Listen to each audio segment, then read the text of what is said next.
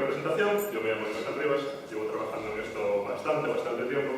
Empecé a trabajar en 3D en el 2000, hace 17 años ya.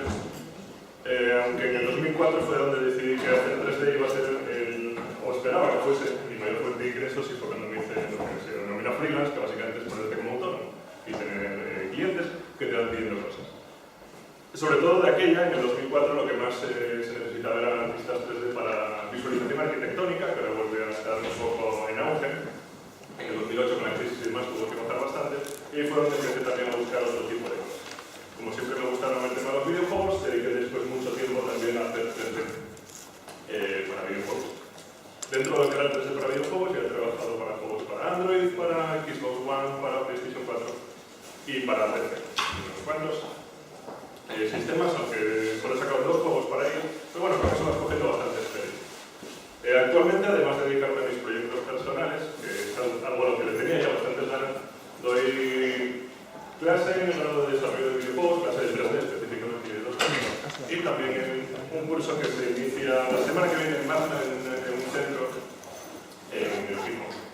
Básicamente hice 3D toda mi vida. Últimamente, en los últimos años, he dedicado más tiempo a dar clase de 3D, a enseñar a otros lo que a mí me gusta, pero estoy volviendo ahora poco a poco otra vez a aumentar mi portfolio y a hacer 3D ya por cuenta propia. El problema cuando intentamos explicar cómo hacer 3D, cuando Dani me lo propuso, es que hay que decidir bien qué 3D quieres explicar. Porque hay varias ramas que cada uno tiene sus distintas maneras de trabajar, cada uno tiene sus distintos fines, sus distintas maneras de hacer las cosas. La primera que más normalmente tenemos en mente es la del cine, porque todos sabemos que todos los efectos especiales de las películas en 3D están hechos con software, están hechos de manera digital. Ya no se lleva tanto, que se agradece lo de usar maquetas como en Parque Jurásico y demás. Ahora prácticamente todo está hecho de manera digital. El 3D para cine tiene sus características, tiene su manera de crearse, tiene su manera de texturizarse, su manera de renderizar específica. Me gustaría tener tiempo para explicarlas todas, pero bueno, ahora vamos a centrarnos solo en una de ellas.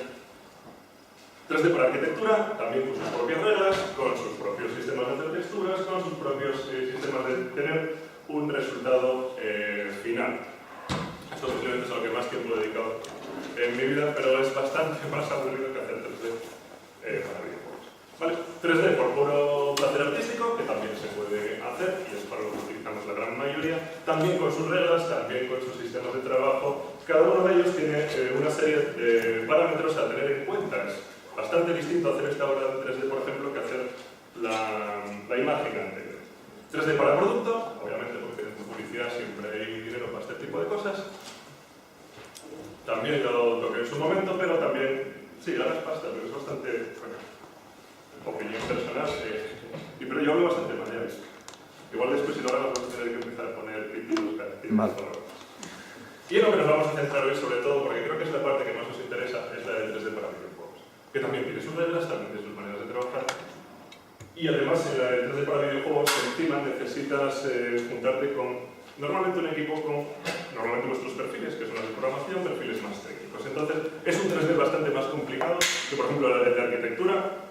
A mi entender, el 3D de arquitectura es más complicado a nivel técnico para algunas cosas, porque el render tiene que quedar con una calidad excelsa para vendérselo al cliente. En videojuegos tienes que pelearte con que todo lo que hagas tiene que verse lo mejor posible, a ser posible a 30 fotogramas por segundo. Si son 60, mejor, que puedes poner encima la publicidad y queda como muy guay, ¿vale? Pero como mínimo a 30 fotogramas por segundo, y eso es bastante complicado de conseguir. En la charla de hoy os voy a comentar un poco cómo se gestiona el 3D para videojuegos. Porque encima, en videojuegos tienes un montón de tipos distintos de 3D. Hay especialistas en 3D para escenarios, hay especialistas en 3D para props. Props son pequeños objetos que se colocan habitualmente en los escenarios, o ítems de los personajes, una espada, una pistola, etc. Esas líneas generales se denominan props. 3D para personajes, que es otro rollo aparte, y 3D para interfaz de usuario, que es otro rollo aparte. De hecho, esas 4 son las más generales, pero todavía hay más cosas más especializadas todavía. Es gente específica para animar, gente específica para texturizar, etc. ¿Qué es lo que quiero contaros un poco? ¿Cuál es el pipeline, el sistema de trabajo para crear un asset en 3D? Entiendo que vuestro perfil además es más técnico. Yo, de cara a explicaros un poco el 3D, mi idea es sobre todo que entendáis el proceso general y cómo después se integra de alguna manera en sistemas como Unreal, Unity o CryEngine o Lumberjack, que sea. Vale. Lo que sería el pipeline, lo que sería el sistema, el flujo de trabajo de cualquier asset 3D puede variar. De hecho, el orden ni siquiera tiene por qué ser este, pero vamos a trabajar con esta idea. Primero vas a tener un concept, que es básicamente algo que puedes crear tú, algo que puede crear tu artista, concept del estudio, quien sea, que es la idea, básicamente. Antes de ponerte a modelar lo normal, pero eso es exactamente igual que si te vas a poner a programar, si vas a ponerte a grabar, tienes que tener una idea de qué narices es lo que vas a hacer. No tienes por qué, puedes sentarte y simplemente ponerte a modelar, que es realmente un placer, pero normalmente si vas a preparar un asset, si quieres optimizar el tiempo, necesitas ya tener una idea. Esa idea la vas a modelar. Modelar es generar mediante vértices, segmentos y polígonos algo que visiblemente parezca algo, un arma, un armario, una silla, un personaje, un minotauro, lo que te dé la santa. Que después vestirás, eso te lo voy a ir contando ahora paso a paso, vestirás con una serie de texturas y materiales. De manera que una mesa parezca de verdad que es de madera, refleje como la madera, tenga un color de madera, que una pared como puede ser, esta pared tenga un color, unas características de difusión de luz, etc. Eso serían los materiales. Y si el asset va a estar animado, como puede ser un personaje, como puede ser algo que se mueve con el viento, como puede ser una bandera, como puede ser X, también necesitaremos controlar un poco ese proceso. Y por último el render, que sería ya cómo mostrárselo al usuario. ¿Vale? Empezando un poco por la parte de concept, os voy a comentar algunos programas que son de los que en general se usan y luego os voy contando un poco el procedimiento. ¿Vale? Uno de los mayores problemas de cara a trabajar en cualquier rama de arte, y en 3D más todavía que ningún otro, es qué software utilizar, porque hay apantadas. ¿Vale? Hay software gratuito, hay software de pago, hay software peor, hay software mejor.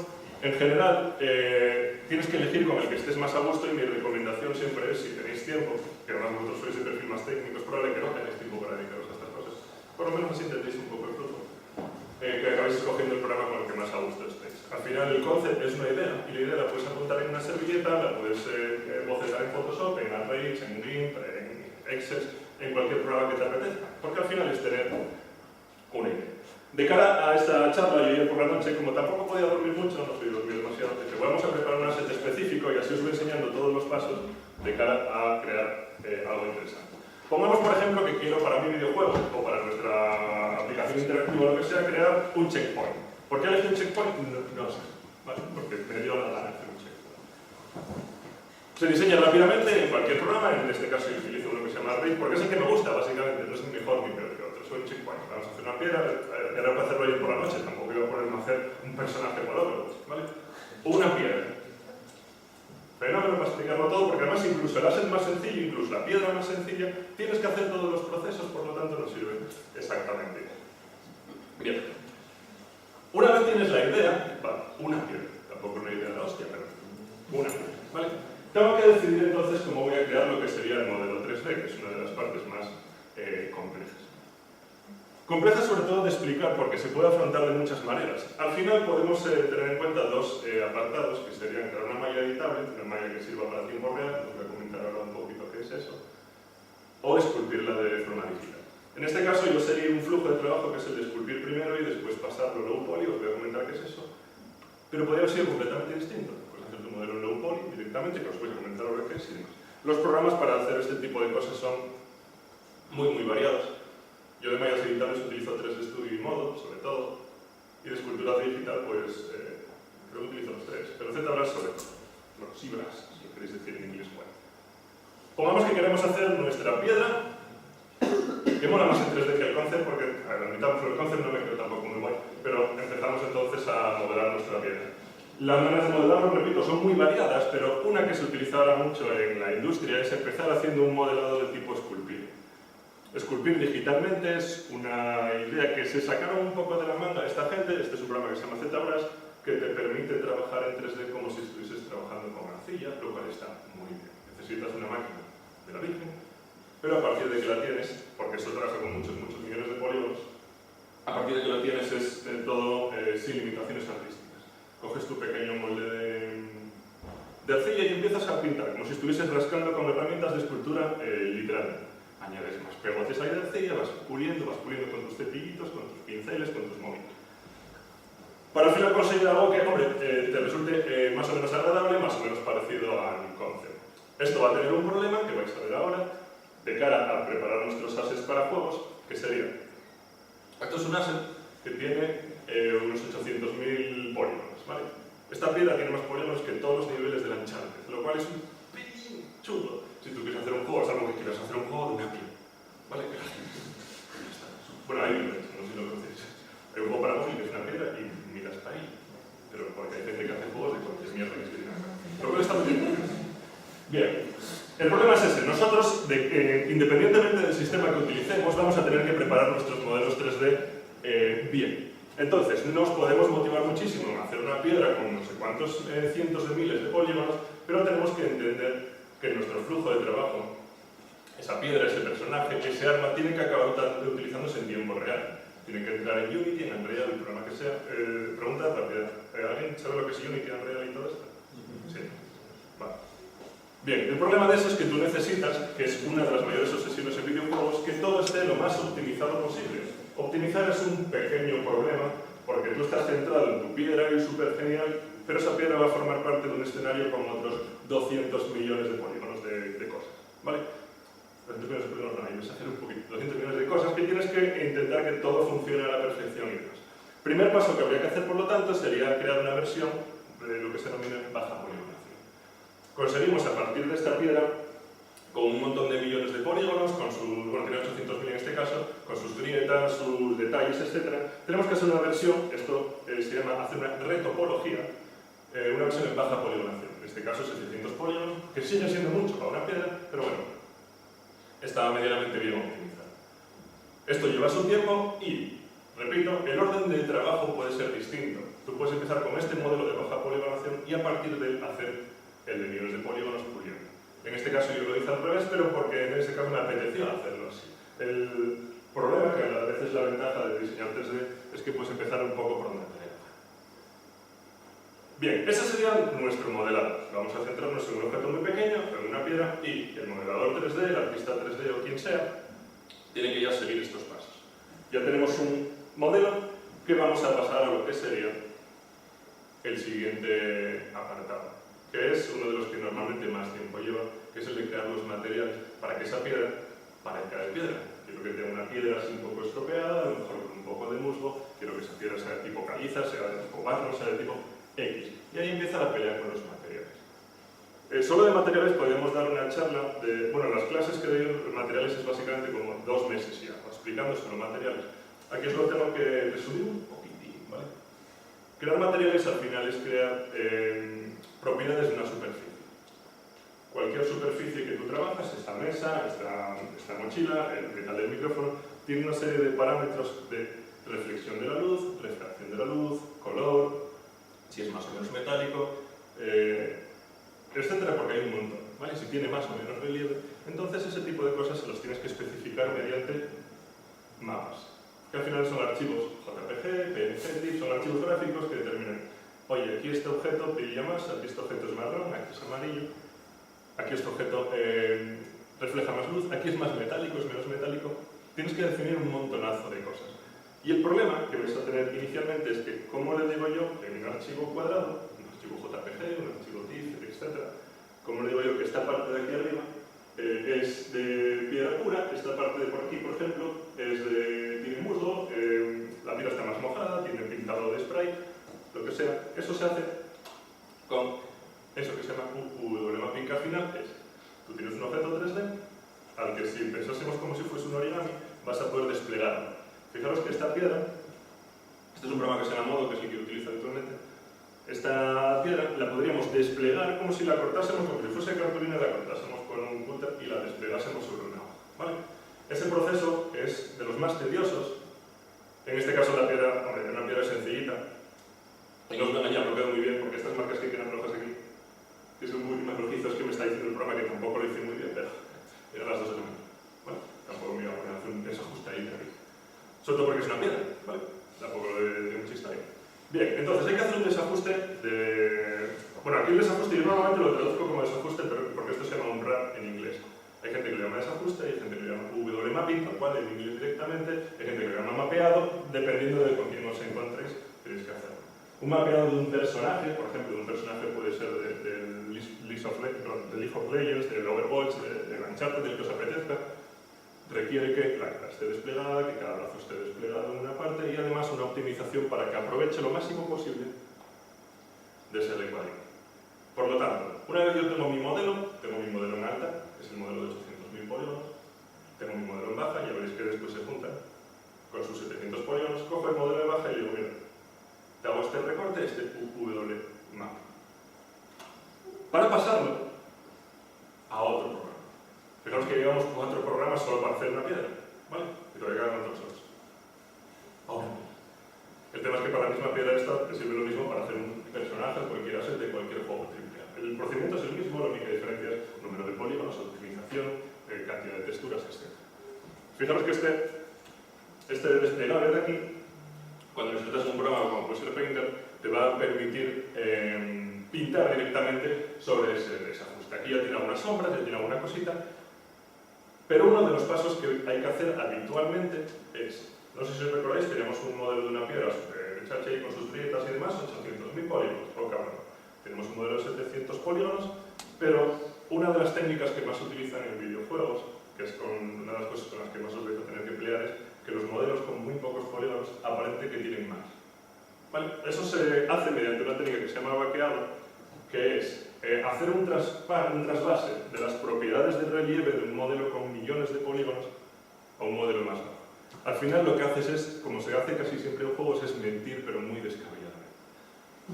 Colocas un mapa que lo que te permite es que a nivel de luminosidad, si tú mueves una luz, no lo puedo hacer porque es un PowerPoint, pero si movieses la luz, vas a ver que parece que el objeto se ve afectado por la iluminación.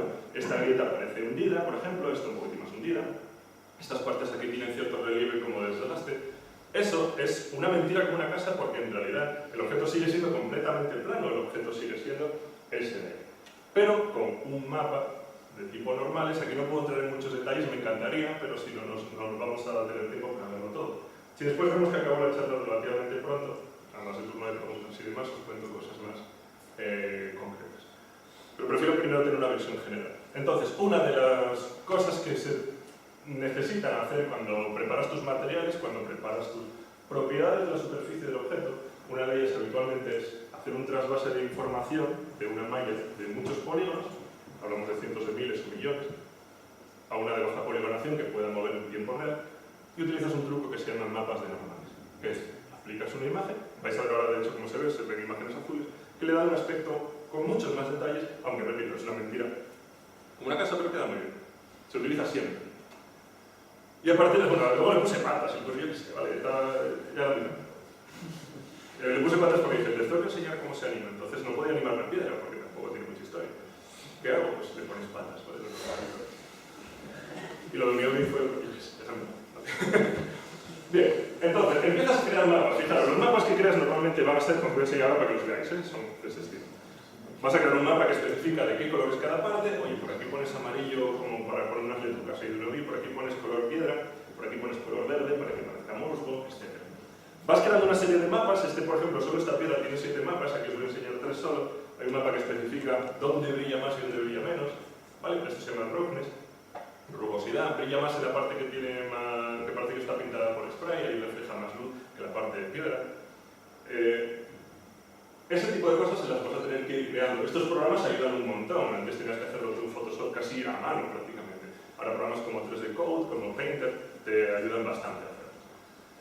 Mapas que son los que especifican dónde el objeto está más hundido, está más levantado. Lo que os hablaba antes de que se vaquea, ¿vale? Son los términos a partir del modelo de alta y el modelo de baja. Te crea un mapa de normales que es este de aquí. Si os fijáis, están básicamente todos los detallitos, donde está más arrugado, donde menos. De manera que juntando este tipo de mapas, va a depender un poco del sistema que uses, consigues un asset con un aspecto a nivel de color, un aspecto a nivel de donde refleja más o menos luz, donde tiene más o menos relieve, y un montón de cosas más, porque mapas pueden implicar dónde el objeto es más o menos transparente, repito, dónde es más o menos metálico, dónde es más o menos X. Casi siempre, de hecho, son mapas en blanco y negro, donde lo blanco es más y lo negro es menos. ¿Vale? Bien. Al final te queda un asset que ya es un modelo con una serie de polígonos en el que has transferido información de un modelo de más alta poligonación a has coloreado, has decidido dónde brilla más, dónde brilla menos, y al final tienes un asset ya empezando a ser válido para un videojuego. De hecho, este asset tal cual sería un archivo formato FBX, por ejemplo, con 3 o 4 archivos TIFF, uno para el color, otro para la transparencia, otro para el brillo, etc. ¿Vale? Y eso es lo que después tú meterías a un juego. En principio iba a dejarlo aquí, pero como, bueno, quería contaros también un poco de la animación, metí un poquito de animación. Hasta aquí me vais siguiendo, ¿no? Vale. Porque empiezo a hablar de esto, empiezo a hablar a mi bola y no sé si me estoy explicando bien. Bien. Una vez tenemos nuestro asset, si fuese un asset de tipo estático, por ejemplo un arma, por ejemplo una piedra para un escenario, ya podríamos meterlo directamente al Unreal, a Unity o al que correspondiese. Pero aquí, en aras de ampliar un poco más la información, os voy a contar qué pasa con un asset que se anima. Si nosotros tenemos un personaje, porque ha pasado de ser un pedrolo a ser un pedrolo con piernas, digamos, ya es un personaje, bueno, seguramente a un juego japonés esto lo va a hacer un montón, tendríamos que animarlo. Animar en 3D es bastante complicado, de hecho más adelante vais a tener una charla, si no recuerdo mal, de animación, en el que seguramente os explicarán principios de animación y demás. Yo aquí solo os voy a contar un poco la parte que los artistas 3D tendrían. ¿Vale? Que empezaría por el rigging, que fijaros, no sé si veis cómo era la piedruca, es hacerle básicamente un esqueleto. ¿Vale? Un esqueleto que determine dónde están las articulaciones, dónde está el cuerpo, que se mueve más, que se mueve menos.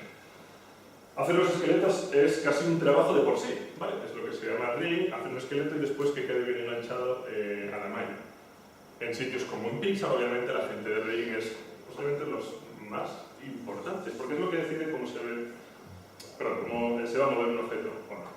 Fijaros que esa sería la malla de nuestra piedrita con piernas, en la que está colocado un esqueleto por debajo, y nosotros, eso sería entrar en materia bastante técnica, tenemos que decidir qué vértices de ese polígono se mueven con qué huesos. ¿Vale? Eso es relativamente complicado y me hubiese gustado tener tiempo para explicarlo, pero bueno, no. Bien. Una vez lo tenemos, Sonic animado. ¿Vale? Ya tenemos nuestra piedra con una animación. A ver, no me llamaron de Pixar ayer por la noche precisamente después de ver esto, pero bueno, para ver el ejemplo nos sirve. ¿Vale? Tenemos nuestra piedrita, ya es nuestro checkpoint en el que tú vas andando por tu juego, ya tienes la piedra que está impaciente porque guardes en ella. ¿Vale? Haz checkpoint, por favor, haz checkpoint. Una animación muy sencilla, pero que vamos a tener que después integrar en los engines. Por lo tanto, independientemente, repito, del orden que sigáis, más o menos para hacer una set 3D ya tenemos muchas especialidades. Ya tenemos modelado, que además el modelado de alta, que os había comentado, el de esculpir y el de baja, son casi dos especialidades distintas. En empresas muy grandes, tipo Blizzard y demás, tienen a unos para una cosa y a otros artistas para otra.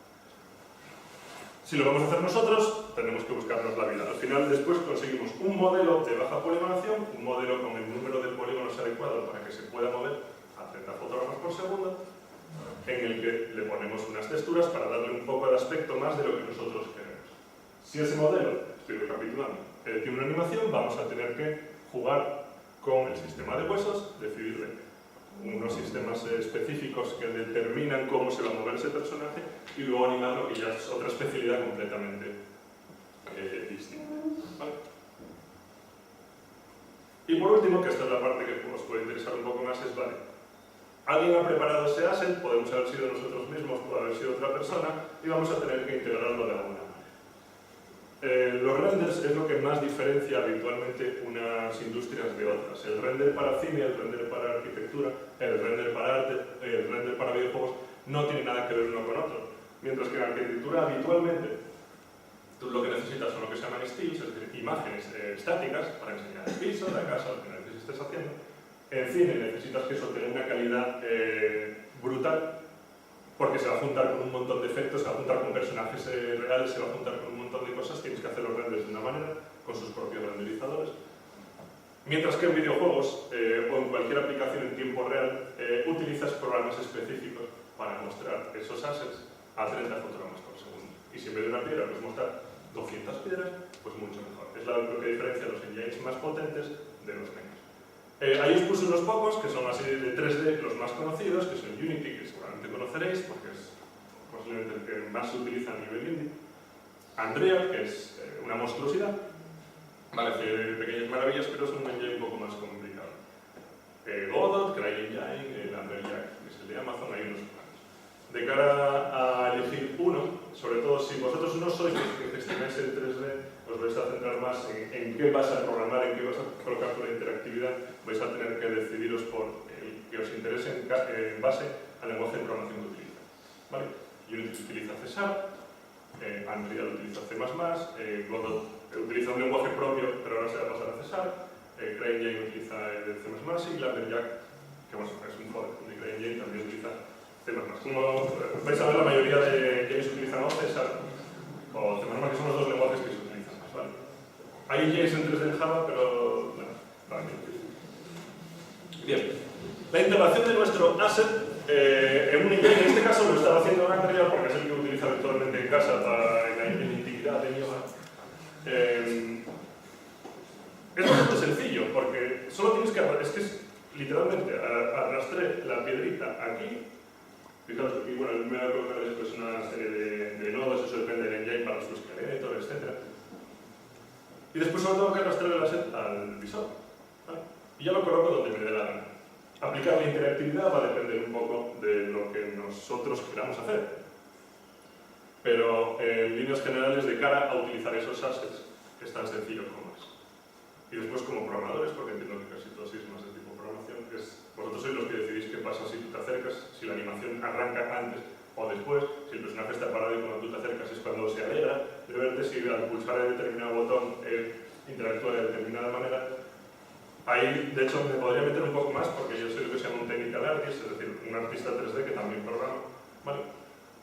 Pero bueno, no era la idea de esta charla, ¿vale?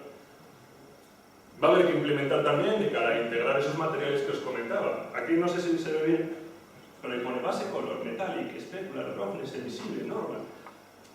Tienes que especificarle si tu modelo 3D, lo que os comenté y repetí varias veces, tiene un color u otro, brilla más o menos, es más o menos metálico en determinadas partes, tiene más o menos opacidad, tiene más o menos relieve. Todo eso se lo tienes que especificar mediante los editores de materiales que cada engine tiene en su lista.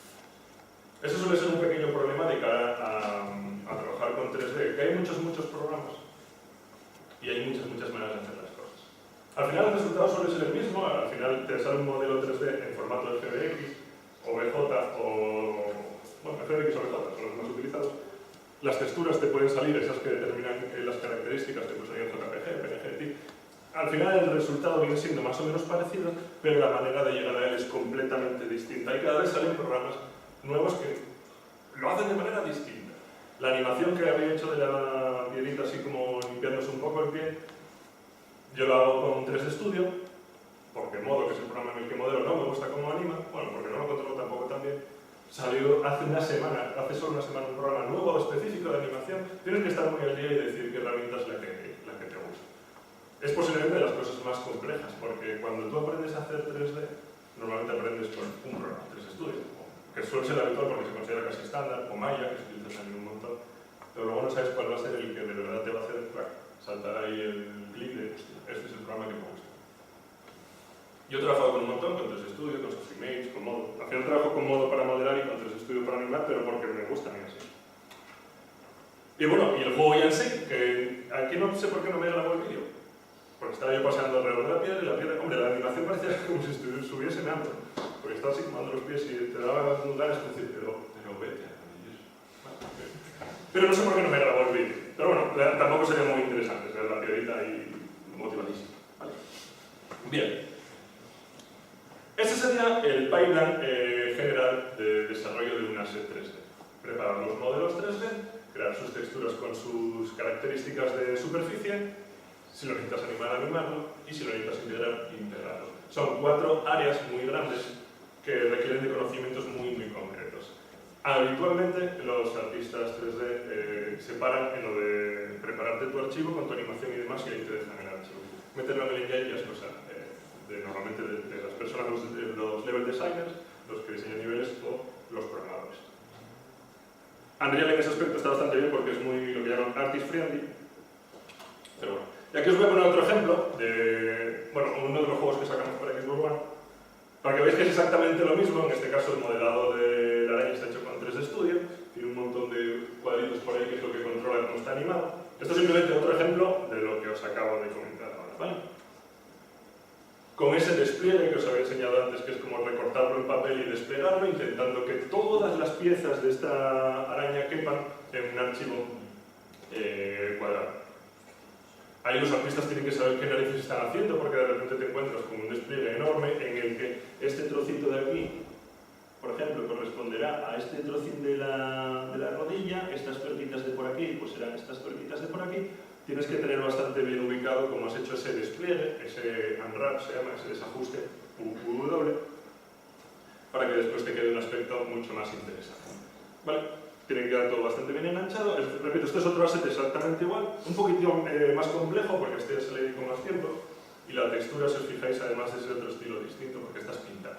Es de coger un artista y pintar ahí encima. Además, esta tiene la curiosidad que está hecha prácticamente íntegra en Photoshop directamente, en vez de pintarla sobre el modelo 3D. ¿Vale? Porque además aquí os voy a enseñar algunas otras curiosidades. Este es un proyecto que hicimos en Unity en vez de en Unreal, en el que un modelo 3D lo acabas integrando con un montón de modelos 3D más, porque una escena al final va a tener un montón de cosas. Tiene las casas esas de fondo, esos pinos que son como super low poly, unos personajes que andan por aquí dando vueltas, ¿vale? Las cajas, etc. Habitualmente en los juegos os había comentado que una de las cosas que más debéis hacer, y nunca os sintáis mal por ello, es mentir, pero muy exagerado. Vale. Esta araña, ya lo veréis ahora, tiene como una pinza que coge las cajas, y parece que la pinza sale de la propia araña, cuando en realidad es una mentira con una casa. Porque la pinza la pone, la colocas aparte, porque al jugador lo que no ve le da exactamente igual mientras el juego se libre. ¿Vale? Hay un montonazo de polígonos entre escenarios y demás, pero después se junta todo en lo que sería un juego, ¿vale? Que aquí está con el GIF queda bastante de calidad, pero ahí están con sus animaciones, con sus enganches. Este ya está más currado que de la piedrita, pero bueno, aquí éramos varias personas, había gente que animaba. La animación de la araña y el modelo este lo hice yo, las texturas las hizo Arcade, es otro compañero. La programación para que tú cuando juntes esos tres bloques marrones active la animación de la araña para que tiemble o lo que sea. ¿Vale? Entonces, ándale, es el tosco. Pues eso. Vale, entonces, al final nos quedamos con un pipeline de creación 3D que es bastante complejo en general, ¿vale? Porque va a requerir de muchos pasos. Repito, el concept normalmente no cuenta, pero a pesar de que se mete en el pipeline es como un poco aparte, pero modelado, texturización, animación e integración son las cuatro cosas básicas. Lo que posiblemente más os interese a vosotros es de cara a la instalación final, pero conocer un poco como todo lo que hace falta para generar hasta el asset más tonto es bastante interesante. De hecho, si habitualmente jugáis, entiendo que casi todos jugáis a algo, ya sea en móvil, ya sea en el ordenador, ya sea en la Play o lo que sea, hasta el asset más tonto que veis, hasta la piedrita que rebota cuando tú disparas, requiere un trabajo enorme porque hasta, repito, las partículas que saltan cuando tú disparas a una pared tienen que modelar la piedrita, texturizar la piedrita, animarla si hiciese falta e integrarla en el juego. Si ya hablamos de un personaje más complejo, un protagonista del Gears of War o del Uncharted o lo que queráis, ya requiere de exactamente los mismos pasos, pero con mucho más trabajo detrás. Y habitualmente son unas cuantas personas. Hacer un personaje relativamente complejo, como un Gears of War o un Uncharted, puede llevar solo a hacer un personaje modelado de los materiales, animación, etc., pues igual te lleva un año tranquilamente. ¿Vale? Porque todo eso además tiene que funcionar bien en la integración. Y lo que tú ves animado en 3D Studio, en el programa que sea, cuando lo ves en juego, no te queda tan bien y tienes que volver otra vez. Además tienes que ubicar que tus animaciones tienen que enganchar perfectamente con tu entorno. Pero entonces un personaje que se apoya en esta mesa, esa mesa en la animación no existe. Esa mesa solo existe después cuando estás jugando. Tienes que adaptar a ese tipo de cosas. Si utilizáis Twitter, eso no lo he apuntado ahí, os recomiendo encarecidamente que sigáis un hashtag, voy a ponerlo aquí en el blog de notas, porque lo están haciendo muchos artistas 3D, hay un hashtag que se llama Blogtober, que están utilizando muchos artistas 3D tanto indies como puedo ser yo, como pueden ser artistas de Blizzard, etc., para enseñar cómo es el proceso de creación de esos objetos 3D antes de que los veas en un videojuego ya bien preparados y bien afinados y demás. Está bastante bien porque ves como los niveles, por decirlo algo de Uncharted, al principio son como cajas súper cutres, pero lo suficientemente válidas para que tú ya empieces a trabajar sobre ese diseño de niveles, mientras los artistas 3D van trabajando en que eso que en principio es una caja, pues sea una casa, una mansión, unas columnas, una montaña o whatever, ¿vale? Bien, esto es lo que os quería contar. Me queda un poquitín corto porque prefiero que si tenéis preguntas me las hagáis. Bueno, tenéis ahí mis métodos de contacto, por si a alguien le interesa. No sé ni por qué pongo Twitter, está, ¿no? Sobre todo por si tenéis alguna duda, el email que utilizo para las clases y demás, me podéis mandar cualquier duda que tengáis, ¿vale? Y como siempre prefiero que me hagáis preguntas, así que me voy con una aleatoria. Esta que me gusta. Y preguntas, por favor. Bueno, primero que... Mira, la voy a calcular 40 minutos, 37. Nivel. ¿Preguntas por ahí? Yo tengo una. Bueno, evitar hacer. Es que para hacer modelado 3D necesitas saber dibujar, ¿no? O sea... En realidad no. Bueno, matización. Si sabes dibujar, eso te ayuda.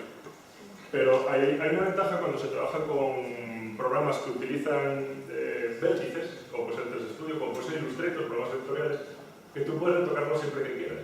Mientras que para dibujar tú necesitas tener trazo, para hacer una curva necesitas tener trazo. Aquí lo que necesitas es tener mentalmente bien ubicado el modelo que quieres, porque una persona que sepa dibujar te puede dibujar un trazo curvo mucho más rápido que si no sabes dibujar. Pero si no sabes dibujar, nadie te impide dedicarle el tiempo necesario a colocar esos puntitos uno a uno. El único problema que puedes tener además, y ojo, porque eso le pasa a mucha factura a gente que dibuja, es que aquí de repente tienes un eje más, porque el dibujo dibujas en 2D. Aquí de repente tienes el eje de Z, que es como ni es, porque tienes que tener en cuenta una profundidad. Pero respondiendo a la pregunta, ayuda, porque siempre que tengas una base ayuda bastante, pero al final es cuestión de tiempo y atención al detalle. Esta araña, por ejemplo, además es lo que se denomina half surface, que son casi todo líneas rectas. No tienes por qué saber dibujar, tú vas colocando los vértices y hay una persona, repito, que se debe dibujar más, lo hace más rápido que tú, pero eso tampoco es importante. Sin embargo, para este otro tipo de modelado, espera que me está olvidando lo que se dejó antes, este otro tipo de modelado, que es el de escultura, este sí agradece mucho más que sepas dibujar. Porque este sí que ya es con la tableta gráfica, esto no lo puedes hacer con plano, mientras que el modelado 3D de baja resolución sí. Esto requiere una tableta y que tú vayas pintando. De hecho, si estás de modelar en masilla, esto lo vas a tener mucho más fácil que alguien que no sepa modelar en masilla. Vale, pero yo conozco artistas 3D de escultura que no han tocado, vamos, ni un plastideco en su vida, que hay que tener una mala infancia, ¿vale? Pero que después son unos escultores en 3D brutales. Porque además aquí contáis con una diferencia importante. Control Z. ¿Vale? Deshacer es lo mejor que inventó la informática. Y yo no sé qué. Bien. Pues eso, respondiendo todo lo que sepas con anterioridad, te va a servir mucho mejor. Incluso para animar. Por ejemplo, yo no tengo un background de estudios de animación ni soy animador, pero al final la animación es también dedicarle tiempo y poner el cómo va quedando y sobre todo mucha paciencia. Pero no saber dibujar no es un problema para poder dedicarte sobre todo a cosas de... Pues además que si seas muy buen dibujante 2D, el hecho de pasar a tener otra dimensión más, si estás muy cuadriculado en 2D, te puedes sacar más. Yo soy de fondo de dibujar, yo llevo dibujando toda la vida, el 3D fue lo descubrí y me gustó y ya está. Más preguntas. Si no me hago yo mismo mis preguntas, yo no tengo problema. Yo tengo una rica vida interior, me puedo hacer preguntas y responderlas yo mismo. Pero prefiero que nos hagáis vosotros, claro. Bien, aquí sois más o menos de perfil todos técnico, porque esto es ingeniería informática, ¿no? Si no recuerdo mal. Vale, habéis utilizado ya un engine, yo os lo había preguntado antes, pero ahora la pregunta más en serio para explayarlo un poco más. ¿Habéis utilizado Unity, Unreal, alguno de estos? Sí. Vale. Os recomiendo, sobre todo, incluso aunque tengáis un perfil 100% de programación, hay una cosa que a mis alumnos del lado de videojuegos, a pesar de que repito, yo soy technical artist, pero podemos decirlo, por decir porcentajes, que a mí me encantan esos porcentajes así de mentira, 70% artista, 30% programador. 72%. Yo me estoy inventando los porcentajes. El tema es que hay una cosa que os puede interesar bastante y es la siguiente. Suele ser bastante agradable programar de cara a objetos reales. Me explico. No es programación orientada a objetos, que bueno, que también en su momento, pero cuando hablamos de efectos reales es que tú puedas coger un engine y colocar una caja o colocar una set cualquiera que encuentres por ahí, hay 1 millón gratuitos y programas respecto a él. Porque suele ser bastante agradable ver resultados bastante rápido a nivel gráfico, cosa que si no utilizáis un engine cuesta muchísimo más. ¿Vale? Entonces, una recomendación, o obviamente hacer lo que os apetezca, es que de cara a programar hagáis vuestros pinitos con engines, porque además los engines tipo Unity, tipo Unreal, tipo Godot, etc., tienen ahora un uso mucho más amplio que videojuegos, porque el tiempo real se está utilizando ahora muchísimo para arquitectura, se está utilizando ya incluso para hacer la previsualización de las películas. No solo previsualización, en muchas de las escenas de la primera de las últimas de Star Wars, y me leí un montón por eso, la de Force Awakens, está reutilizado con Unreal directamente, porque es mucho más sencillo tener una máquina que te renderiza a 30 fotogramas por segundo, aunque necesites un maquinón brutal, pero más pasta que Light and Magic no debe tener nadie, a que tú tengas que renderizar una imagen por cada uno de los fotogramas que te puede llevar horas. Entonces, como pequeño comentario / consejo, incluso que seáis programadores puros, podéis elegir programar en un IDE directamente, tipo Visual Basic, tipo Visual Studio Code, o que es una Visual Basic, Visual Studio, quería decir, ¿no? O trabajar directamente con un engine tipo Unreal, C++, o tipo Unity, que es el que más se utiliza, que es César, que además es como el lenguaje que utiliza todo Cristo. ¿Vale? César. Con razón, está muy bien. Pero programar respecto a que tú coloques una caja y vayas programando, quiero que cuando yo pulse la tecla A, la caja a un vuelo de no sé qué madre, o cambie el material, o haga cosas, suele ser de cara a programar muy, muy satisfactorio. Entonces eso como pequeño comentario, vale, consejo. Más. Si me preguntáis cuál os recomiendo de James, el que os da, depende del lenguaje. ¿No? Unity para César, Unreal para C++. Pero ahí sí que ya me voy a meter en consejo. Más preguntas. Que si no me queda muy corta la charla, hombre.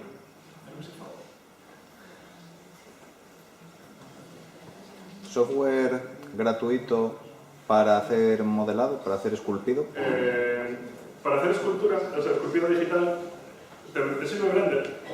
Sí. Todos los programas 3D, por ejemplo, ahí pongo unos cuantos: 3D Studio, Maya, Modo, Lightwave, Cinema 4D y Blender también, para Maya 6 tablet. Para escultura digital os puse esos tres, pero en realidad todos los programas, 3D Studio, Maya, etc., tienen, aunque sea una pequeña base de escultura. Puedes hacerlo. No trabajan tan bien como ZBrush, que es el único programa que te mueve 100 millones de polígonos sin despeinarse, no pueden con tanto, pero sí que puedes hacer cosas. Entonces, de cara a programas gratuitos, programas además open source, para hacer 3D os recomendaría encarecidamente Blender, porque aparte es que es muy, muy bueno. ¿Vale? No es un típico programa gratuito para salir de paso, es muy, muy buen programa. De escultura digital pura, gratuito, no hay ninguno. Además, este software suele ser bastante caro. 3 estudios son como 4.000 pavos. Bueno, que se dice pues. Pero bueno, es el más caro, porque es que Autodesk se sube la página que no es muy bien. ¿Vale? 3 Studio, de cara a aprenderlo, tienes la versión de estudiante. Sí. 3 Studio, de cara a usarlo a nivel estudiante, si te haces una cuenta de Autodesk, tienes 3 años gratis del programa, que está bastante bien, porque de 4.000 a nada hay una diferencia importante. Vale, lo único que en teoría no lo puedes utilizar para trabajos profesionales, pero puedes vender tus modelos, lo que se ha hecho, con la versión estudiante. Pero como en ningún sitio pone que sea estudiante, haz lo que quieras, pero yo ahí no quiero. Vale. Pero si no está marcado, no tiene marcas de agua ni nada. Entonces, si 3 estudios, estaría muy bien que ZBrush, por ejemplo, tuviese versión de estudiante. Pero si hablásemos de programas que no son gratuitos en principio, pero que sí que puedes utilizar de manera gratuita, estaría Mapbox, que os puse ahí en escultura digital, porque también es de Autodesk. Y prácticamente todos los programas de Autodesk tienen versión gratuita durante 3 años. Y para hacer vuestros pinitos es genial, ¿vale? Porque además Mapbox sí que es un programa de escultura digital potente. De hecho, lo hicieron los de Beta Digital, que todos suenan, porque hacen cosas como El Señor de los Anillos, la de Planeta de los Simios y demás. O sea, es un programa muy, muy potente que se utiliza en industria muy fuerte.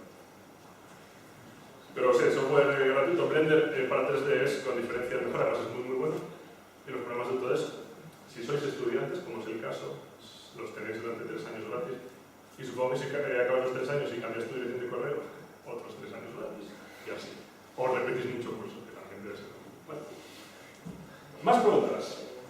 Pregunta sobre los engines. ¿Cuánto complican los reflejos el tiempo de renderizado? O sea, los que son 30 fotogramas, porque en Blender, por ejemplo, hacer una pequeña animación de 10 segundos con un montón de objetos con reflejos es un horror. O sea, no sé si se utiliza mucho en... No, lo utilizan, pero muchísimo además. Pero por una razón. Lo que comentaba antes de que en tiempo real tú tienes que mentir respecto a muchas cosas. Tú cuando haces un material de reflexión en Blender, o bueno, cualquier programa tipo 3D Studio Maya, él va a reflejar de manera realista lo que tiene alrededor. Porque utiliza un sistema que se llama ray casting, que es que la cámara lanza un montonazo de rayos, los rayos rebotan un montón. De hecho, tú para sacar un render en Blender, le das el botoncito de renderizar y te puede tardar desde 1 minuto hasta 12 horas tranquilo. Cuanto más compliques el material, porque sobre todo los materiales lo que lo complican, si además refleja, emite luz, etc., puede aumentar mucho. En videojuegos se utilizan trucos sucios, que es que lo que reflejan en realidad no es. Utilizan unos sistemas que se llaman cube mapping, que son si tú tienes un juego de coches, por poneros un ejemplo práctico, tienes un juego de coches que va andando por la carretera y ves que parece que está reflejando el entorno. Para los juegos de coches, por alguna razón, siempre tienen unos graficazos de la vida. Lo que está reflejando en realidad no es el edificio que hay de verdad en el modelo 3D, sino que tú le colocas un cube mapping, que es un cuadrado con una foto de lo que hay alrededor y eso es lo que él refleja. Entonces él no tiene que estar pendiente de que hay un edificio con 18 árboles, cada uno con una textura, sino que refleja una foto que tú le pones ahí. Entonces el coste de reflexión por cube mapping ya a nivel técnico son como 0,06 milisegundos o algo así. Vale. Por eso se está utilizando ahora mucho el render en tiempo real con engine tipo Unreal. Yo digo ya engine, pero sin engine, ¿vale? Porque tú puedes hacer visitas virtuales a una casa que modeles súper rápido, porque vas a 30 fotogramas por segundo. Cuesta más hacerlo, porque tú tienes que optimizar mucho y preparar esos cube mapping y demás, preparar las texturas, pero una vez lo tienes hecho, el render en tiempo real le da 1000 vueltas al render de horas. Vale, le sacas la fotografía dándole el botoncito de sacar foto. Técnicamente se llama renderizar. Pero sí, el coste, si lo preparas bien y lo haces bien con cube mapping, es de hecho sacó Unreal, salió la versión nueva, la 4.18, hoy por la mañana. Y una de las cosas que mejoran mucho es que ahora los reflejos también afectan a los efectos atmosféricos tipo humo y demás, a coste nada, o sea 0,02 milisegundos que están. Entonces están súper bien optimizados. Blender, si lo utilizáis, tiene ahora su propio engine de tiempo real, que está bastante bien implementado, que se supone que con el SDK tú puedes hacer un juego a partir de... Todavía no he visto ningún juego hecho con él, pero puede estar interesante. Y creo que la última versión, o en la penúltima, sacaron su visualización en tiempo real, que ya giran los objetos, debe ir a 20 fotogramas por segundo, que no sería válido para un juego, pero sí para poder visualizar el modelo mucho más rápido que los sistemas tradicionales. Bueno. ¿Más preguntas? Yo estoy dando para ti porque así ¿Cambia mucho el sistema de hacer un 3D entero para un videojuego a añadir solo un croma en una película? O sea, por ejemplo, cuando hacen los zombies, por ejemplo, de The Walking Dead, no todos maquillaje de efectos especiales, muchas veces tienen partes de verde pintadas de croma para hacer el efecto 3D de que le falta un cacho de cara. Sí. Obviamente no lo puedes hacer real, con maquillaje ni con nada. Eso lleva mucho más trabajo, o sea, ¿cuál es el proceso para tú añadirle algo 3D con toda la profundidad que conlleva a un cacho de cara que se está moviendo? Al final, básicamente sería añadirle otro paso más, porque además de hacer el render, o sea, tienes que seguir todos los pasos que he comentado y añadir uno más, que es el de composición. ¿Tendrías que hacer un cacho de cara? ¿No? ¿Tendrías que crear una especie de cacho de cara para hacerle...? Habitualmente lo hacen. De hecho, hay efectos especiales, como cuando... siempre hay un efecto especial que siempre recuerdo, como cuando vi cómo se hizo, que era el de Matrix, no sé si os acordáis. ¿Os acordáis de Matrix? Es que no sé qué quisiera hacer. En la primera película hay un momento en el que le dicen que no puede ver, intenta ver la boca y la tiene como pegada. Sí.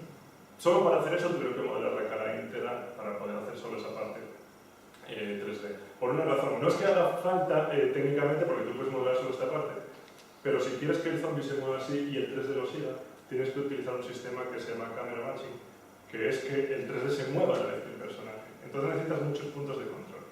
Y esos puntos de control lo más habitual es que los generes mediante una cara, que no tiene que ser exactamente igual que la del actor, pero necesitas crearlo. Eso llega hasta el punto de que si son planos muy cercanos, eso lo habréis visto mil veces, que gente, actores que se ponen un traje como el de lucecitas, ¿vale? Porque esas lucecitas lo que haces es que lo grabas con una cámara y son puntos de control que después cualquier modelo 3D podría seguir. Entonces, la complicación a la hora de desarrollar el modelo 3D es nula, porque caras no tienes que hacerlas de cero, es que caras tienes 1000 hechas ya gratuitas, o las tienes ya, si es un estudio grande, tienes centenares de caras, o sea, de cabezas ya preparadas. Y sería añadir un paso más en el proceso. Y cuanto más se acerca por el plano, más complicado y más te lo tienes que curar. Pero sí, de hecho se esculpiría, se texturizaría exactamente igual. Ahí tendrías que tener mucho más cuidado porque además el render tiene que tener en cuenta la iluminación del personaje. Si el zombie está en un momento del día lluvioso, tu render tiene que parecer que está también ahí integrado. Que eso a veces se ve en películas de bajo presupuesto, que tú ves que están los personajes en una noche lluviosa y el personaje 3D va allí como si estuviese en agosto ahí en Villavicas. Vale, se nota un montón. Normalmente eso es tiempo y presupuesto, integrado correctamente. Pero la dificultad añade un paso más y tiene que quedar muy bien, pero sí, añade un paso más, pero no una dificultad extrema más. Esos videojuegos no te hace falta en principio. Entonces eso que digamos, porque es todo. Aparte en un videojuego, la gente es mucho más permisiva con los errores en un videojuego. ¿Vale? De repente te sale el Assassin's Creed, que cada vez que hablan la cara se te desdobla y la peña se echa unas risas y te ponen unos memes. Vale, hay en Twitter, pero tú vas al cine y ves el Walking Dead, el personaje habla y los ojos quedan aquí. Vale.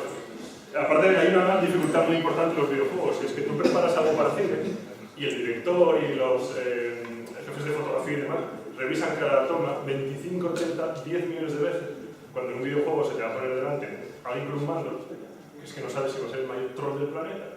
¿Vale? Porque hay gente que solo va a buscar errores en los juegos. Voy a andar contra el muro a ver si lo atravieso. Porque aquí no estoy jugando mucho, no tiene mucho tiempo. El problema de desarrollar videojuegos es sobre todo que tú tienes que tener en cuenta muchos factores, pero es imposible que los tengas en cuenta todos. Incluso yo dije de Assassin's Creed y posiblemente si jugáis lo conozcáis, porque era un error. De repente las caras desaparecían y te quedan los ojos, la lengua y los dientes hablando. Y era como, un segundín que voy a Lucas, que se me acaba de parar el corazón. Sentabas en una especie de carroza de caballos, te podías mover infinitamente hacia un lado y estabas sentado en la vez. Bueno, de hecho en los videojuegos, si me puedo contar los trucos sucios que utilizan, hay uno que salió a la luz que era muy bueno. En un juego que se llama Fallout, que es hay un momento en el que tú ves cómo avanza un tren. Vas como en el tren, en la cabina, viendo cómo avanza el tren. El truco que usaron era coger al personaje principal, que es el que tú podías mover, y ¿para qué vas a desarrollar un sistema de movimiento a un tren si ya tienes el personaje? Coger el personaje y incrustarle un tren en la cabeza. Mira, tú andabas y hablabas, y lo que movías era el personaje. Obviamente tú no veías el personaje andando con el tren en la cabeza, pero hicieron ese sistema, porque ya tienes un personaje que tiene un foco, o sea, un campo de visión, tiene una interacción ya programada, ¿para qué vas a programar un tren? Bueno, incrustaré en la cabeza. Y ya está, truquitos de esos sucios hay un montón. Pero porque al final se trata de que el jugador vea lo que tiene que ver.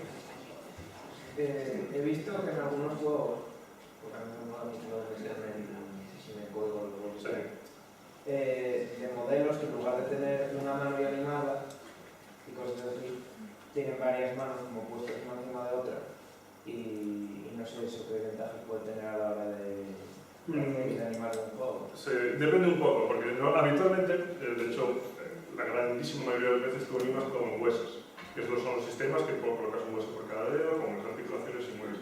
Pero hay juegos que a veces utilizan un sistema que se llama morph, que es tú tienes una mano así, y lo que haces es lo que se llama una interpolación. ¿Vale? Esa es una de las posibilidades. Pero el hecho de que a veces tengan más de una mano, en la misma posición, si abres el juego, por ejemplo, entras en su código y ves una mano, y en la misma posición, la misma mano 4 o 5 veces, suele ser porque... Pueden ser las posturas o algo. Sí, varias posturas. Sí. Eso puede ser porque a veces compensa lo de intercambiar, en el sentido de que si tú tienes, por ejemplo, un juego en primera persona, puede ser por 1000 cosas, yo digo las que es posible, porque además depende del juego. Los juegos de primera persona, cuando cambias la textura de una mano o lo que sea, cambias el modelo, te lleva mucho menos tiempo. O tienes una mano sujetando un arma de una determinada manera, y luego tienes la misma mano sujetando un bazooka, cambias el modelo, porque no te compensa hacer una animación nueva de la mano cogida. todo depende del presupuesto también y demás. Pero puede ser por muchas cosas. Uno es porque a veces es más barato sustituir el modelo por otro en otra posición y ya está. Otro puede ser, que eso sería raro, que utilice un sistema de animación de morphing, que se utilizará mucho para las caras, porque todas las animaciones de caras y colocas como distintos fonemas y luego simplemente los animas. O puede ser por lo que se denomina DOF, que es tú en un juego, la calidad del modelo depende de si está cerca o está lejos. Entonces, si tienes la misma mano en la misma posición, solo que la que utilizas en primer plano tiene 20.000 polígonos y la que ves cuando están muy lejos tiene 14, porque te da igual. O sea, tú ves una mano súper lejos, le bajas el número de polígonos, el juego va a ir mejor. Y podría ser por eso. Entonces tendría que ver el caso en concreto, pero puede ser por unas cuantas cosas. Yo voto por la que... ¿Qué? Igual es por eso. No, daría igual porque las técnicas son básicamente las mismas. De hecho, la 3DS está bastante bien planteada. Pero es probable que si es la misma mano para distintas cosas es porque es más sencillo poner distintas posturas para coger una vela, por ejemplo, que para coger una espada, que para coger una pistola. Es más fácil cambiar el modelo. Tienes tres modelos distintos con tres posturas. Que tener una misma mano y tienes que hacer la animación, tienes que hacerlo... Es simplemente lo que sea más barato de cara al rendimiento. Siempre digo barato porque son impresiones, siempre estoy hablando de render y demás, no de barato de dinero. Finalmente. ¿Alguna pregunta más? Tengo una pregunta, no sé si me saldría un poco del tema, pero normalmente... Mientras no sea una pregunta personal. No, es algo... yo suelo hacer bastantes juegos, lo que sea, y normalmente los assets los descargo de Examo, de una tienda, lo que sea, pero a veces te interesa tocar cosas o crear alguna cosa nueva. Hay muchos programas, como por ejemplo Adobe Fuse, que te permiten a lo mejor diseñar un personaje y usan una serie de animaciones, ¿no? Supongo que tendrá un esqueleto fijo para todo lo que tú dibujes y te dejas coger pues, el color de la cara. De hecho, Fuse utiliza los de Mixamos, los esqueletos de Mixamos. Sí, algo parecido. ¿Tú qué opinas de ese tipo de herramientas? ¿Qué defectos les ves tú? Como porque al final son de alto nivel para que gente que no es diseñadora sea capaz de diseñar. ¿Crees que va a haber más en el futuro de este tipo de herramientas también? De hecho, seguramente sí. Pero me interrumpí, igual le quieres apuntar. No, era simplemente que opines de eso. Yo tengo una opinión muy sencilla y es todo lo que permita crear a más gente, por mí es genial. Porque no tienes por qué ser modelador 3D ni tener que contratar un modelador 3D para hacer sobre todo tus prototipos o tus juegos. A lo mejor haces un juego ya muy profesional con assets tipo los de Mixamo o Adobe Fuse o el nuevo que sacaron, que no me acuerdo cómo se llama, que salió anteayer todavía, uno nuevo de Adobe, de hacer modelos 3D muy sencillos. Todo lo que sea facilitar el trabajo de crear cosas, yo lo veo encantado de la vida. Porque, repito, los programadores no tenéis por qué meteros a modelar, salvo que en verdad te apetece. Entonces, cualquier programa que te facilite las cosas es genial. Como cuando empecé yo a programar, que encontraba un montón de snippets por ahí y no me sentía particularmente mal arrastrando snippets de que al pulsar salta. Me da igual, porque me permitía avanzar muy rápido y también prototipar muy rápido. Y de cada modelo la calidad de lo que sale de ahí. Cada vez son mejores. A ver, se notan bastante, porque mucha gente, por ejemplo, hay un programa de hacer personajes que se llama Poser, que es que cuando ves algo hecho en Poser lo sabes. Este tío hizo un Poser. Esta chica hizo con Poser. Se le nota enseguida. Entonces, si tú quieres un acabado más personal y más profesional, no te van a servir. Pero de cara a hacer realmente lo que te dé la gana, son geniales. La calidad cada vez es más alta porque también el usuario lo exige más. Joder, es que el Paint ahora es en 3D. No te lo he dicho, pero el último es que es en 3D y es como el Paint. Me estás contando. Pero bueno, haces cosas chulas. Y cada vez aumentan más la calidad. También porque la base media, se nota muchísimo que la base media de hardware ha aumentado mucho, que era un problema antes. Tú si trabajas en 3D tienes un ordenador potente, pero un usuario normal te viene con la tarjeta gráfica integrada y ya está. Solo que ahora las tarjetas, por decir algo, las tarjetas gráficas integradas en los micros, ahora mueven muchos más polígonos, mueven más cosas. Entonces los programas, digamos mainstream, los programas para consumidor final, cada vez son mejores porque tienen más posibilidades de hardware también. ¿Vale? Y sí, ya hay cosas, lo que está haciendo Adobe me parece bastante genial, que es poder utilizar 3D de una manera rápida. Ellos lo hacen más para que los uses en Photoshop y cosas así, en realidad, el Fuse. Tú pones personajes corriendo para después ponerle una foto que has sacado ahí en las riendas de la playa y pones un personaje 3D corriendo. Seguramente quedará una mierda de pinchar un palo, pero da igual, es tu foto, hace lo que te da la santa gana y eso siempre está bien. ¿Vale? Y la calidad suele quedar bastante interesante. Y cada vez mejores. Os lo recomiendo. Y buscar assets gratuitos, que a lo mejor es lo que haces también, assets gratuitos a dolor. Es que para eso están. ¿Vale? De hecho, os voy a recomendar, no sé si... ¿Aquí tenemos internet? Casualmente sí. Vale, voy a probar. Porque os voy a recomendar una página que recomiendo siempre a mis alumnos, que es la del sketch, si no, la foto. Os la cuento aquí de dos maneras, porque esta página merece mucho la pena. Porque mucha gente sube modelos 3D, pero ya solo para que veas cómo están hechos, ¿vale? Así, porque merece la pena. Que le echéis un vistacito. Sobre todo si os gusta la parte de 3D, si no, pues no. Pues sí, va. Es muy sencillo porque es una página en la que puedes ver, mira, este mismo, modelos 3D, rotarlos, girarlos, ver cómo están hechos. Esto quizás os puede interesar menos porque es más para artistas 3D, pero bueno, está bastante bien. Y los puedes girar, rotar, acercarte, ver cómo están hechos, activar para que se vea la poligonación, las texturas y demás. Siempre lo como tira de ellos.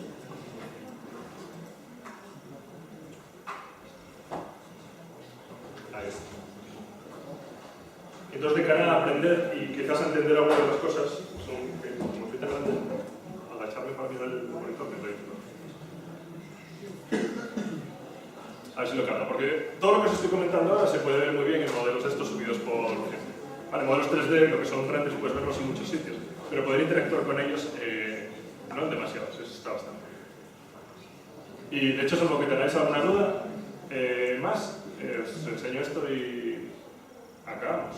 Yo tengo, bueno, yo tengo toques así, a las 3 tengo que estar del otro lado del miedo. ¿Puedes formular una correa? Sí, claro. Sobre todo porque voy a poner a esperar ahí con ese optimismo que me caracteriza. Correcto. Es esa clase, no entréis en jonathanrivas.es porque la descripción va a ser muy grande. ¿Vale? La página en blanco que pone en obras. Voy a poner un GIF como los GIFs ahí. En Twitter e Instagram sí suelo poner modelos o dibujos que tengo por si a alguien le interesa, pero vamos. Lo pongo porque no tengo amigos y también me siento.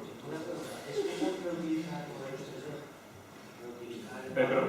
Es como reutilizar en parte, pues, por ejemplo, vas a hacer un personaje masculino y habías hecho otro y reutilizarlo en modelos. Sí, completamente.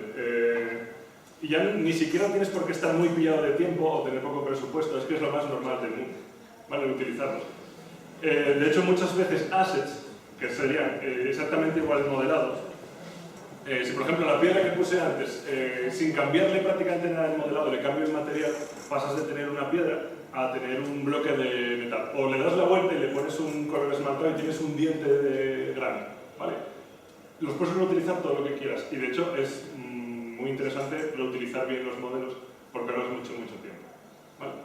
Empezar todos los modelos desde cero, sobre todo en un estudio, no tiene sentido. Pero este modelo, para lo que se te ocurra, le das la vuelta y ya tienes una lápida para tu escenario del cementerio. Le das la vuelta y es el diente de un gigante, porque por imaginación será.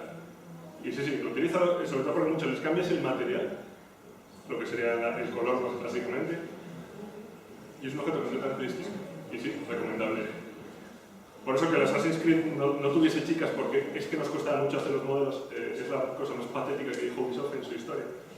Y ha dicho muchas cosas. Además, Ubisoft, que no tiene dinero, pone 4 personajes y no pone ninguna chica. Obviamente la gente se quejó y os dijeron que es que no hay dinero para hacerlo. Hostia, Ubisoft.